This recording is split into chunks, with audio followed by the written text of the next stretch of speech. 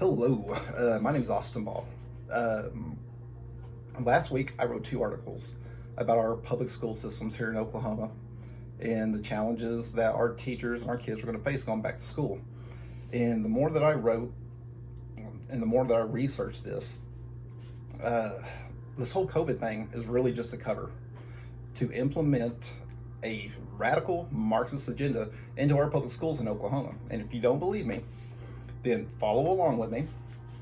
I'm going to link both of my articles to the bottom of this video, so feel free to the full citations, full sources. You can follow along with me. You can do all of this research yourself. Everything I'm about to tell you is 100% true. And like I said, the feedback that I've got, the only person, nobody's refuted anything I've said.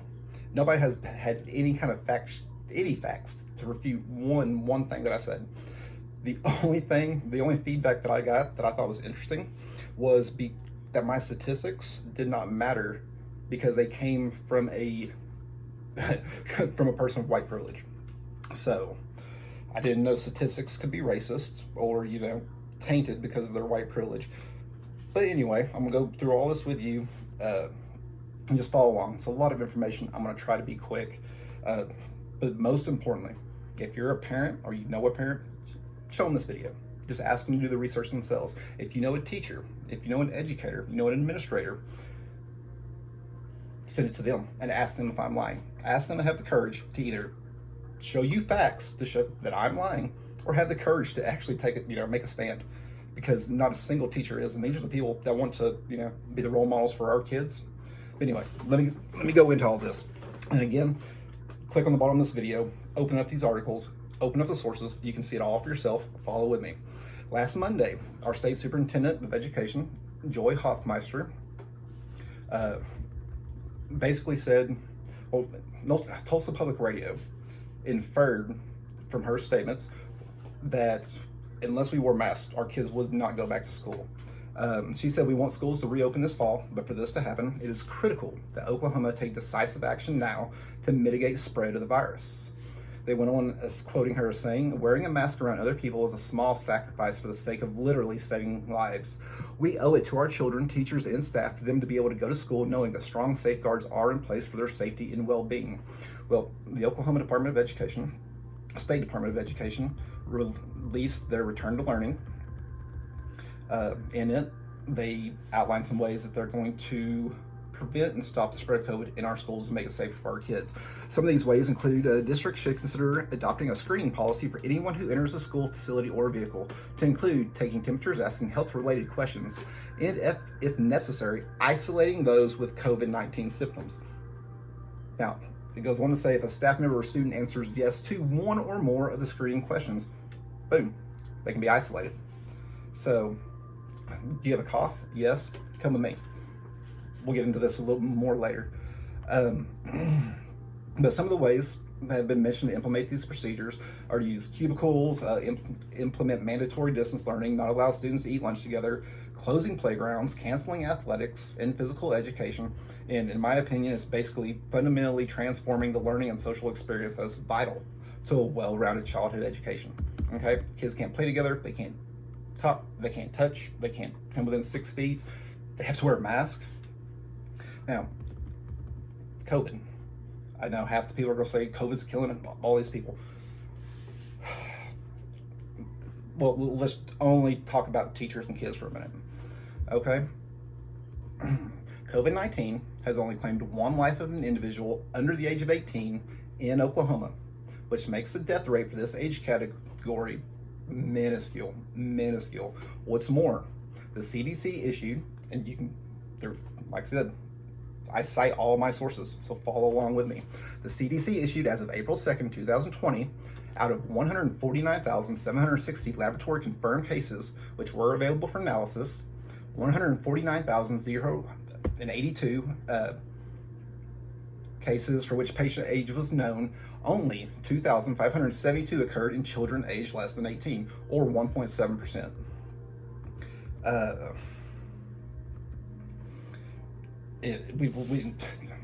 Kids don't get this. You know it, I know it. But going on, so I think almost everybody agrees that kids are not at danger of COVID. So if we're not doing it for the kids, why don't the teachers want to go back to school? Well, it's got to be for their safety, right? According to an NPR article, which again is cited, this is from a June 24th article by NPR. They received the following information from the YMCA of the USA and New York City's Department of Education. Remember, we've seen how New York City's handled this. Well, NPR reported that the Y says it cared for up to 40,000 children between the ages of 1 and 14 at 1,100 separate sites. And the New York Department of Education reports that it called for more than 10,000 children at cared for more than 10,000 children at 170 sites. The Y says a few staff members and parents at sites around the country did test positive, but there are zero records of having more than one case at a site. This among a population of essential workers. And in a separate unscientific survey of child care centers, Brown University economist Emily Oster found that among 916 centers serving more than 20,000 children, just over 1% of staff and 0.016% of children were confirmed infested with the coronavirus. There's also numerous studies from around the world in other countries. I didn't quote any of them because if they're in another country, they may not accurately reflect what goes on in American school systems. But these studies right here that NPR mentioned, they do. These are facts.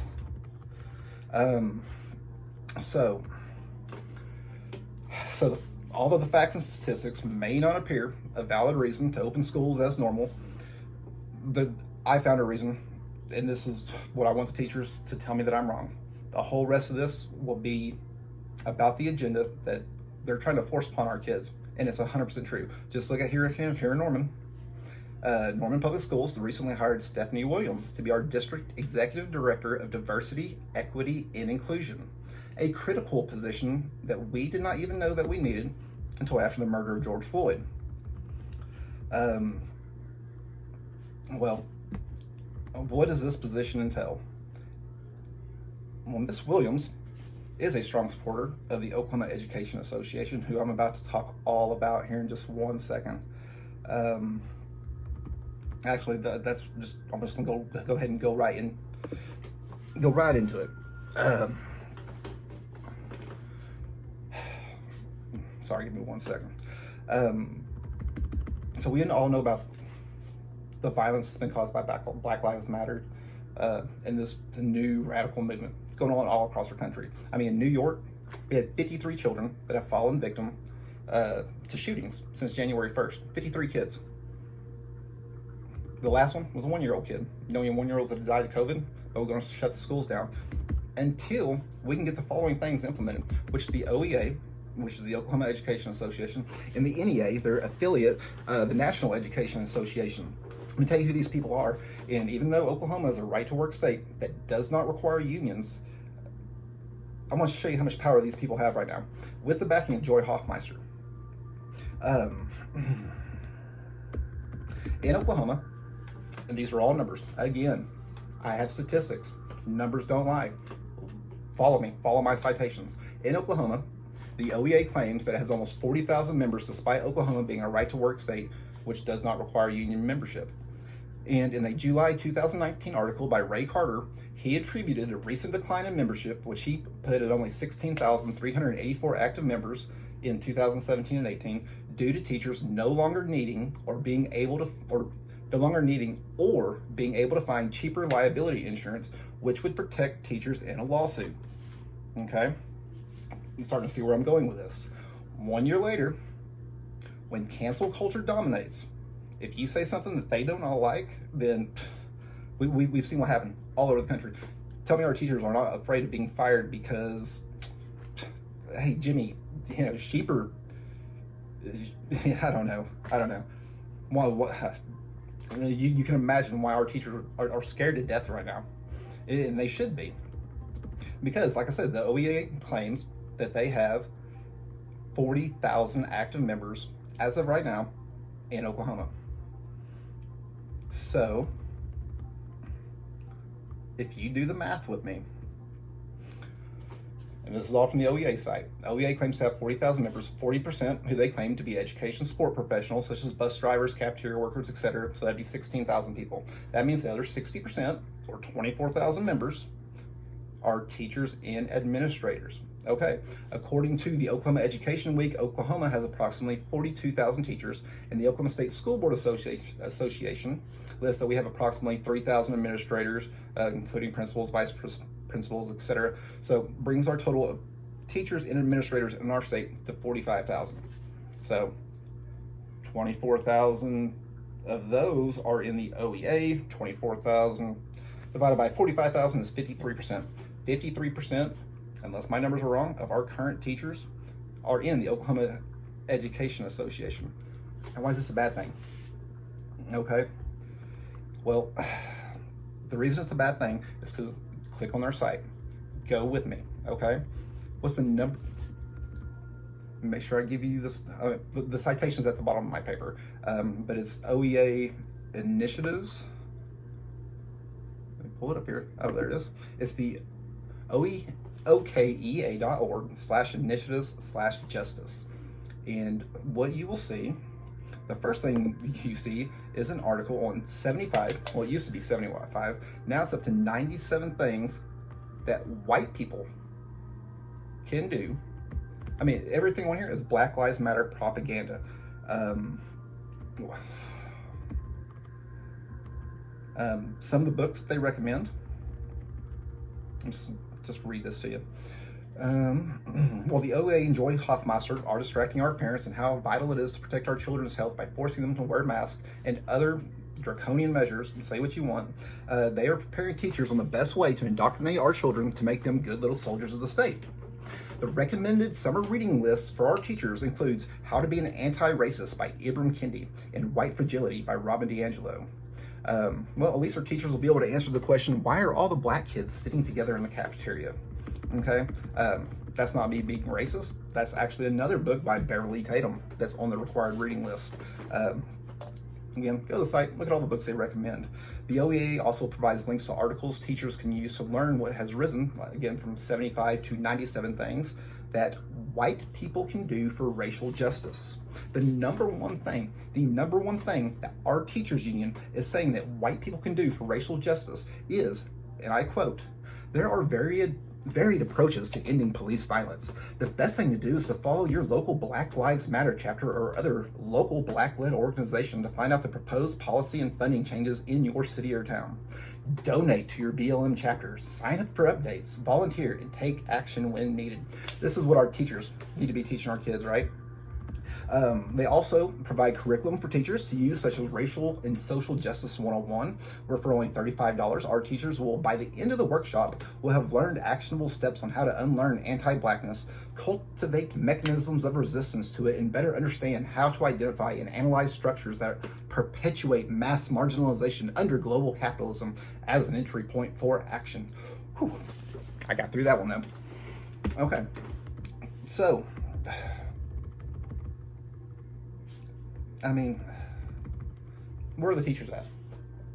Again, I haven't heard from a single teacher. I used to talk to teachers. I have friends that are teachers. I have numerous family members that are teachers. Not one of them is saying anything. And again, the only, other than the attacks, I mean, and I won't even say what they say, whatever in the attacks. The only, one of the few educator responses I got, and again, claimed to be somebody with a master's of education from an Ivy League institution, said because of my white privilege, my statistics were not valid and they would not look at them. So, I don't know, America. I don't know, Norman, Oklahoma. you tell me. I do know that the National Education Association is also an affiliate of the LA Teachers Union, which, as you've seen, won't go back to school unless they defund the police there, which I don't see how that's, fits into school either. But again, if I'm wrong, tell me I'm wrong. Show me the statistics that the OEA, and why all this is important. And again, I told you, they're trying to implement this stuff behind our backs while, hiding behind COVID. They're using the same fear of COVID to implement all these Black Lives Matter and Marxist agendas into our schools. And if you don't think the OEA has power in Oklahoma, go and look, see how many members they have, read what they're trying to do right now. And again, their affiliate, the NEA, has over 2 million members in our country and hundreds of millions of dollars of budget. Okay, so in the NEA, they don't have to say anything. If you go to their webpage, the first thing that says is Trump's evil, don't vote for Trump. But it's really hard to find all this BLM stuff unless you really do the research. But you start going to all of our affiliates inside the states, the ones that are here teaching our kids. That's who that's who, I don't know, just do the research yourself. And if I'm wrong, come back, tell me I'm wrong, show me the facts. My next video will be saying how I'm so sorry for wasting all your time. But if I'm right, and our teachers still refuse to take a stand about these things that are being implemented, then that's the reason my kids won't be going back to school. And you need to think real long and hard before putting your kids back into these places. Because these aren't the people that we want teaching our kids. If they're afraid to either A, take a stand on their values, or B, use facts and statistics to refute what we're claiming, which they won't. All they'll do is hate and silence. You know it. So anyway, that's all I have. So again, please just take a chance, do the research yourself. All the work's been done for you in my 2 papers. Click on these sites, go and see what they're trying to do to our kids. Look at the numbers for yourself. See how many of our teachers are involved, and why the good teachers that we have that want to say something are scared to death and won't say anything. But thank you for taking the time to watch all this. Email me if you have any questions. Leave a comment down below, and I'm happy to address any of this. I would love to address some of this, especially with an educator or a teacher. I would love to have this conversation and let people know what your viewpoints are on it. But thanks again. Hit the like, hit the share button, especially if you're a parent or you know a parent. Share this with them. Find out what's going on, and thank you so much, and have a great day.